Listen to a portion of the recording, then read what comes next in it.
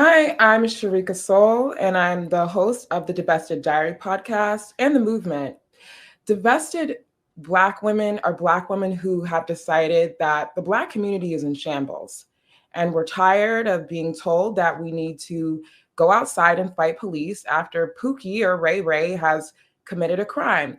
It's not my job as a Black woman to dedicate my life to protecting a man like George Floyd who's running around beating up women and robbing people. What do I gain from going outside and telling a white man to be nice to him? So I'm a divested Black woman. I want nothing to do with ghetto Black culture. I want nothing to do with fake pro Blackness, which is really just anti whiteness and psychoticness, and it's pro pedophilia. That's what pro Blackness comes down to. It comes down to protecting the pedophiles, the rapists, and the creeps and the pimps in our community. It has never been about supporting good Black people, good Black men. It just comes down to letting Black people be as trashy and as ghetto as they want. So I've decided to divest from that. There's tons of Black women who are divestors. You can find them on Twitter, TikTok, wherever social media is. There's going to be a divested Black woman account.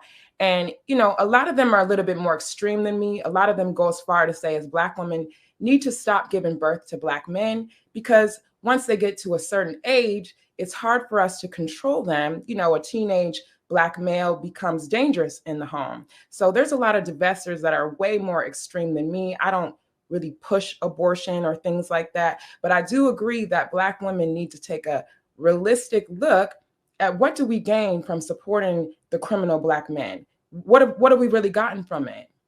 They're not building anything. They like I said, as soon as they become teenagers, they become a danger to us.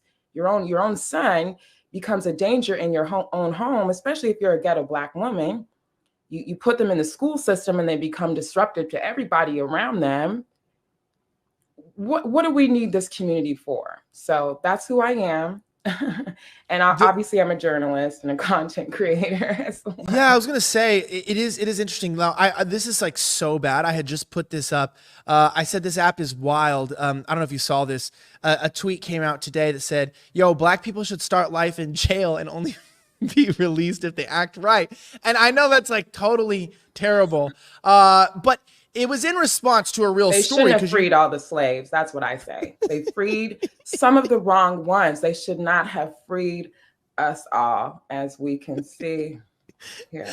It's true, but it's like that's why they always, it's like always when a group tells you that they've been kicked out of many countries, but never explains to you why it is that they kept getting kicked out, or people say that Blacks were whipped. Maybe they were lazy. But here's the point: is that the point is not all Blacks are lazy, and not all Blacks are like that, because a lot of slave owners were Black. So people don't even talk about that. It's like It's so easy to monolithically talk about a group of people without realizing how ridiculous it is. And let's also be true here: who brought the slaves? It was the Jews. Exactly. Who did the Jews buy the slaves from?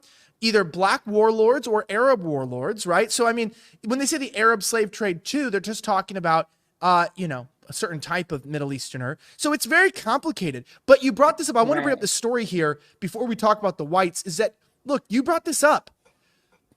This community is broken. We're going to go to the Black community, then the white community, so people can track here.